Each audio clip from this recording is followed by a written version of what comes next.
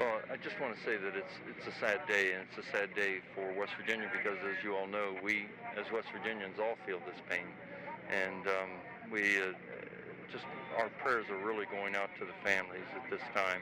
And I know that when the governor is trying to get here as quickly as he can to go speak to the families, I know that's the On January 2nd, 2006, a small group of miners was trapped deep inside the Sago Mine, located in the Appalachian Mountains of West Virginia. The explosion that had caused the disaster left the miners cut off from the outside world, and a series of events began to unfold that would result in one of the most confusing and tragic mining accidents in UDOT's history. What was initially reported as a miraculous rescue focusing on the survival of 12 of the 13 trapped miners soon turned into a heartbreaking series of miscommunications and unanswered questions. The Sago mine disaster not only left the families of the trapped miners grieving, but it also raised critical questions about safety procedures, government oversight, and the failures in the rescue process. But the central question in the case remains: what happened to those miners? And how did a miscommunication regarding their survival lead to the deaths of 12 men and leave their families with no answers? This is the story of the Sago mine disaster, an event marked by hope, grief, and a search for accountability that still lingers in the hearts of the people of West Virginia and beyond. The Sago Mine, located in Upshur County, West Virginia, was a small coal mine that had been operating for many years. It was part of a larger coal mining operation owned by the International Coal Group, ICG, a company that had bought the mine in 2005. Despite the company's history in the mining industry, the Sago Mine had a troubled safety record. In the years leading up to the disaster, the mine had experienced multiple safety violations, some of which had been severe. The most recent of these violations involved issues with ventilation systems and the presence of potentially dangerous gases, particularly methane. Methane is a highly explosive gas that is naturally released during coal mining. If proper ventilation is not maintained, methane can accumulate to dangerous levels, creating a significant risk of explosion. This was the case at Sago Mine. In fact, the mine had failed several safety inspections before the disaster, and the Occupational Safety and Health Administration, OSHA, had issued citations for these violations. But despite these warnings, the mine continued to operate. On January 2nd, 2006, the conditions at the mine would lead to disaster. The explosion, which occurred around 6:30 a.m., was initially caused by a buildup of methane gas that had ignited. The blast shook the mine, leaving the workers trapped underground, with only limited means of communication with the outside world. At the time of the explosion, there were 13 miners working in the Sago Mine. The blast trapped them more than 200 feet underground, in a part of the mine that was difficult to reach. The workers quickly sought shelter in a small, unclosed area of the mine, where they hoped to wait until rescuers could reach them. However, due to the nature of the blast, the miners' situation was dire. The explosion itself was powerful enough to disable the mine's ventilation system, which meant that toxic gases began to fill the mine. The trapped miners were struggling to breathe and had limited access to food and water. They were also in constant fear of further explosions, as gas could accumulate again in the poorly ventilated areas. Despite the bleak conditions, rescue teams began arriving on site quickly. They had to deal with the immediate challenge of navigating the damaged mine shafts and ensuring their own safety in order to reach the trapped men. But the challenges didn't end there. What followed would be a series of tragic miscommunications that would delay the rescue operation and ultimately alter the fate of the miners.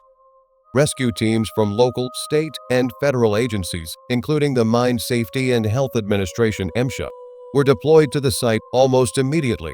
The search for survivors began, but it was slow and perilous. Crews were forced to move carefully and methodically through the mine's damaged tunnels, trying to reach the location where the miners were trapped. The immediate priority was to locate the miners and determine their status. At 3 o'clock on January 2, the first of the miners were located, and the process of communication began.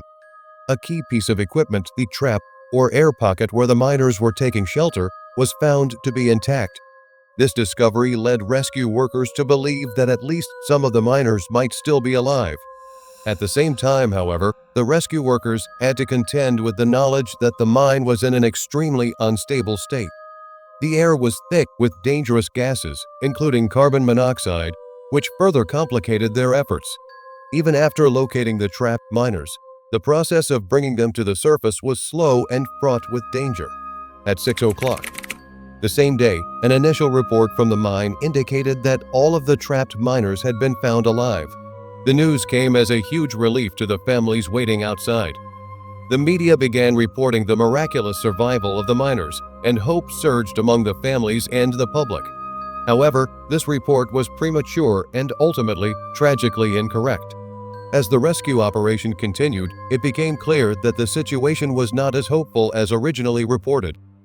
While it was true that some miners were alive, the extent of their injuries and the conditions they were facing remained unclear.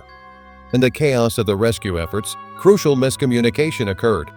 The first message from the mine indicating that all of the miners had been located alive was based on the assumption that all miners were indeed still alive and waiting to be rescued.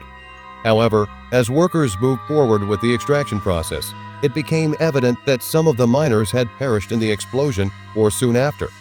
The confusion was compounded by the lack of reliable communication systems.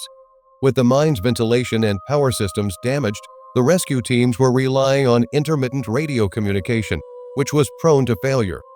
Because of this, a communication error led to the false report that all miners had survived. At 9 o'clock on January 2, authorities made the announcement that 12 of the 13 miners had survived the explosion. This false report was relayed to the families of the miners, and many rushed to the mine site, eager to be reunited with their loved ones. But at 10 o'clock, as rescuers were working to bring the miners to the surface, they discovered the horrifying truth. Of the 13 men, only one, Randall McCloy Jr., had survived the explosion. The other 12 miners had perished, some from the explosion itself, and others from asphyxiation caused by toxic gases that had filled the mine after the blast. The news of the mistaken report spread quickly, and the families were forced to confront the painful reality that their loved ones had not survived. The premature announcement of the miners' survival was devastating, especially when they learned that the bodies of their family members had already been removed from the mine, their deaths a tragic result of both the blast and the failure of the rescue efforts. The miscommunication regarding the miners' survival was only the beginning of the heartbreak that followed. As the bodies of the miners were recovered, questions began to surface about the cause of the explosion, the state of the mine, and the decisions made during the rescue operation. 1. Safety violations. The Sago Mine had a history of safety violations, many of which were ignored or inadequately addressed by both the company and regulatory authorities. In fact, only a month before the explosion, the mine had been cited for problems with methane gas buildup. Was enough done to ensure the safety of the miners? 2. Rescue failures. The delays in rescue efforts and the miscommunication regarding the survival of the miners became focal points of the investigation. How could the mine's officials get the number of survivors wrong? How could critical information be miscommunicated at such a critical moment? Furthermore, were the proper safety measures in place to protect the miners from the hazardous conditions they were trapped in? 3. The role of the International Coal Group, ICG. Questions also arose about the responsibility of the company that owned the mine, International Coal Group, ICG. ICG, which had purchased the mine less than a year before the explosion, faced heavy criticism for the conditions that led to the blast. While the company initially downplayed its role in the tragedy, several safety violations were later tied directly to the company's negligence. The question remained, did corporate pressure to meet coal production quotas contribute to the disaster? The Sago Mine disaster had a profound impact on the mining industry, West Virginia, and the country as a whole. The tragedy highlighted the deep flaws in coal mine safety, particularly regarding the enforcement of safety standards and the communication failures that led to the miners' deaths. The aftermath of the disaster led to reforms in mining safety regulations and greater scrutiny of mining companies' practices.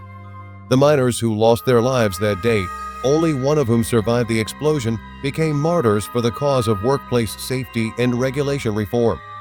Their families, despite their grief, became vocal advocates for improving conditions in the coal mines and ensuring that such a tragedy would never be repeated.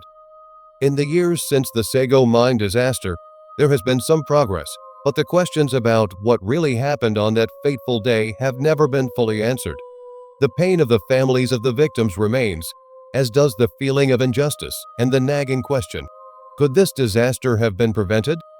While many lessons were learned, the Sago mine tragedy remains a cold case in the history of coal mining, not just for the families of the victims, but for the entire country, which has yet to fully reckon with the costs of its reliance on coal.